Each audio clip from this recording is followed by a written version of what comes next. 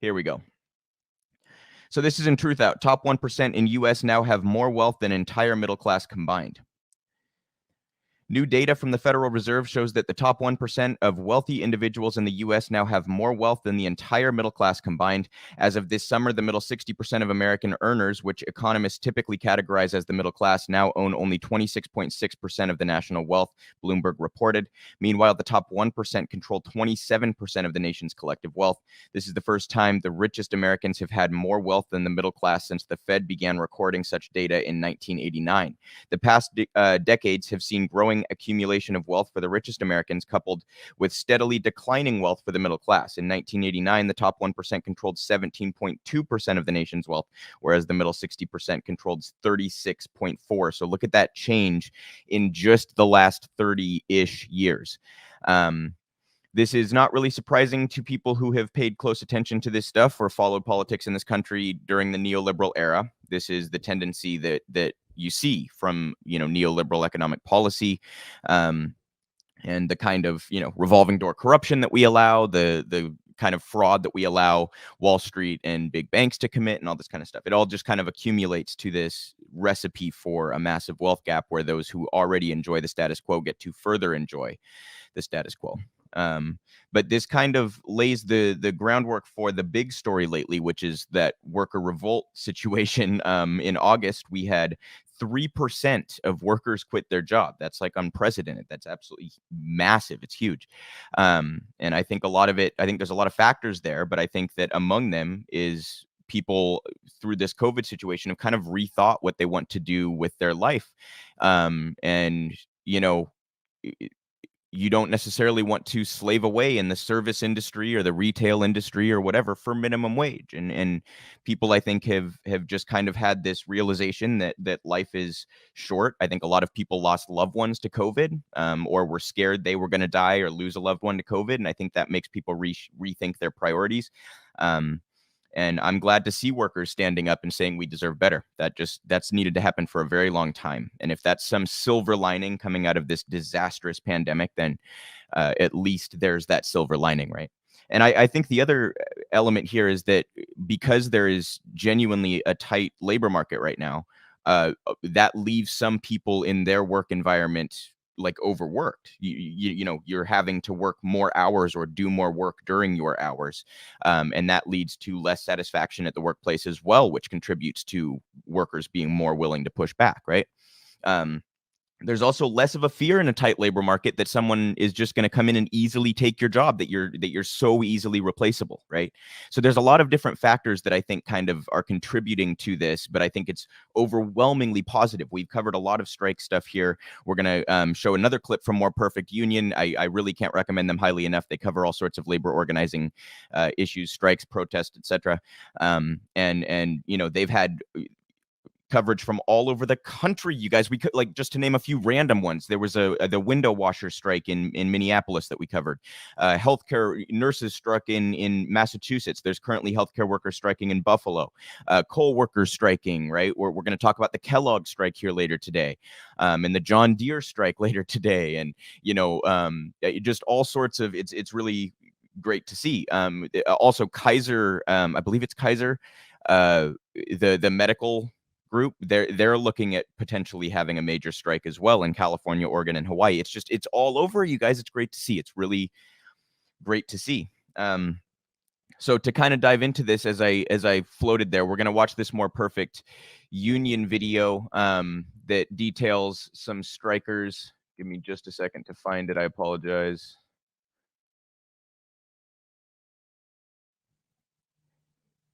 Here we go. This is about the situation with Kellogg. Feed all these families, but I can't feed mine. Best friend died. Sorry, not my problem. That's yours. We got cereal to make.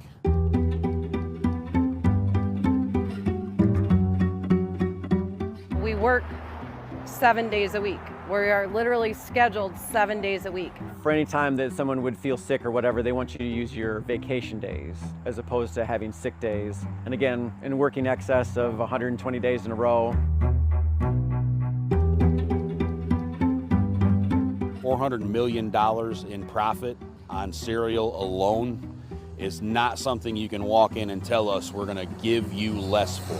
If you don't be here, you get a point. If you get a point, you can get suspended. You know what I mean? So we got no choice. You have to be here. But it's just killing us. You know, you can't even now go in there and tell them that your aunt passed away and you need a day off. They'll tell you to call in or use a vacation day. So in order for me to get a day off, someone else is working 16 hours. Very often, we don't even know that we have to work 16 hours until 10 minutes before it's time to go home. If you have dogs, if you have kids you have to pick up from school, if you have other obligations, I hope you have somebody to call because you have to stay. They could tell me at 10:45, Heather, you're forced over, you have to stay. So then I'll work that next shift. At 6:30 a.m., I can go home. But then my regularly scheduled shift starts at 2:30 the next day. So there's 8 hours off in between, and that according to them is plenty.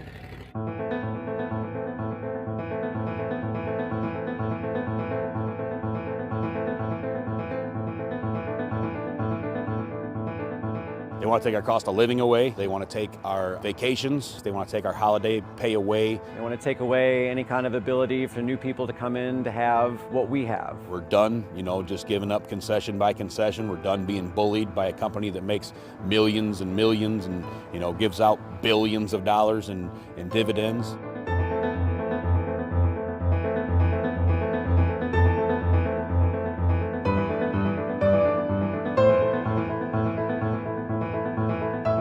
That direct path to full-time employment, these transitionals never saw it. Being a transitional, we pay for our health care. Our wages are different. We don't get a pension like everybody else does. There is no difference between the guy that works right next to me tomorrow or 10 years from now. There's no reason why that guy should have a lower benefit level, a lower retirement level than what I do.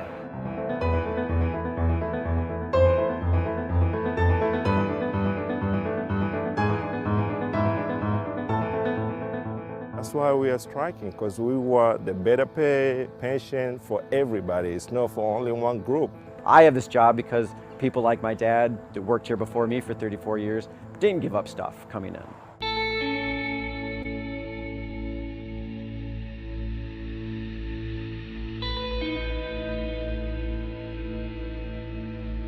We're just kind of looked over, your number. We hear every day, and then today they're trying to tell us we make too much money. They want to complain about what our wage is, and they want to talk about what our wage is.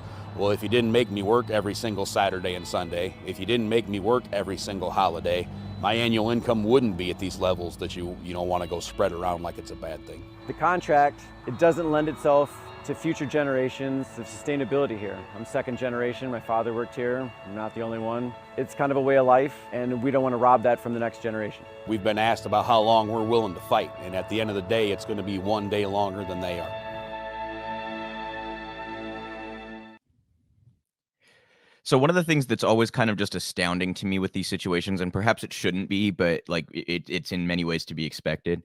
But it's astounding to me how in so many cases the workers are like committed to the company, and they really like seem like the kind of workers that any boss would want. Like he says right there, this has been like a tradition in the family. This is a way of our way of life. We want to keep working here. So it's the workers are being like so beyond reasonable about this. You know what I mean? And at every single turn, the big business always still shafts them. Despite that, that's exactly what you want, is someone that takes ownership over the workplace, someone who views it as part of their life and generational and whatever, right? And yet, how does Kellogg treat them?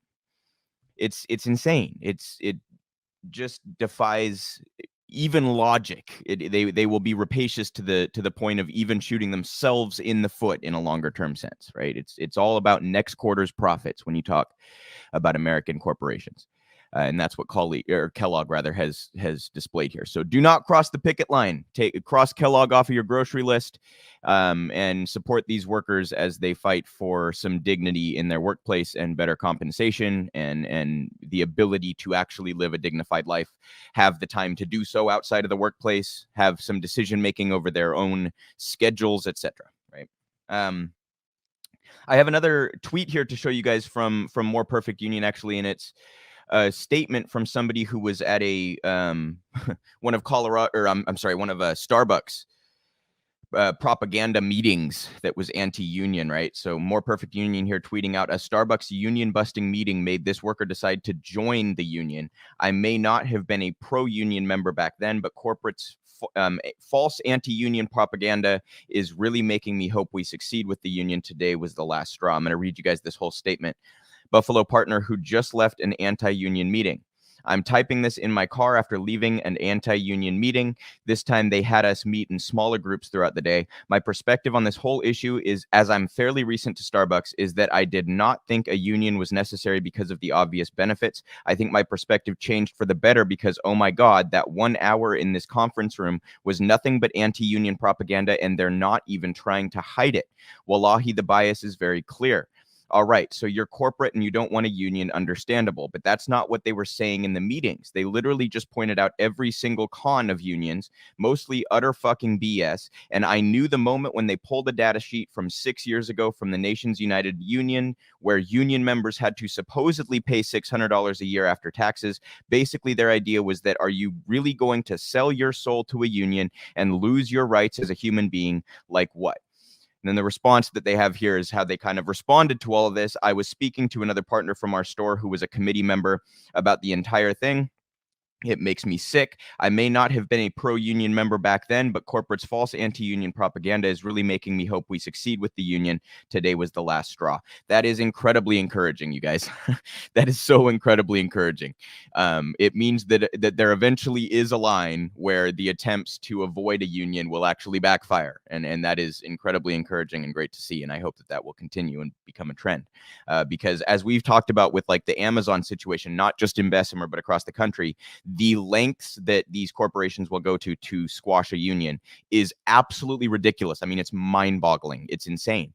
The one that I always like to bring up, just because it feels so, manipulative and so like out of a movie or something, is when Amazon, went to basically lobby to have the city change the traffic lights and the patterns of traffic lights so that drivers wouldn't be sitting next to strikers and picketers.